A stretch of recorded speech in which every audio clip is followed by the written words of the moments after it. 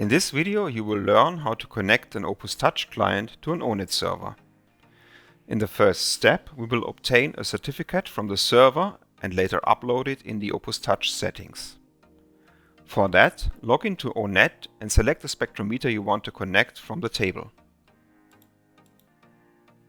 Then click on the download button for the certificates and click OK. Finally, copy the file to the client PC. Make sure to place the file to a location that is accessible for touch.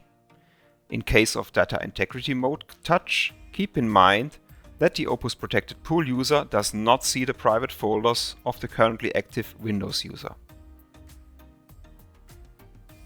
Now make sure that the client PC is connected to the network and log into Opus Touch. First, go to the archive and make sure that a local database is connected. If not, use the plus button to connect one. Then navigate to the settings and select the O-Net tab. There, click on the Upload O-Net Client Certificates button and upload the certificate. After a few seconds you are connected to the O-Net server. The products and users that are assigned to the spectrometer will be transmitted to the client PC. The current user accounts will be disabled and Touch asks you to log out.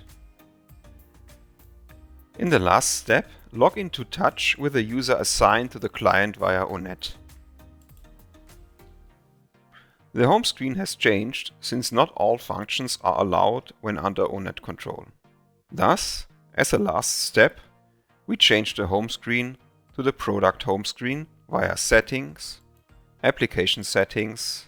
In the Basic tab, you can see the home screen and switch it to Product Measurement. Go back to the home screen and you are ready to go. Now you know how to connect an Opus Touch client to an O-Net server.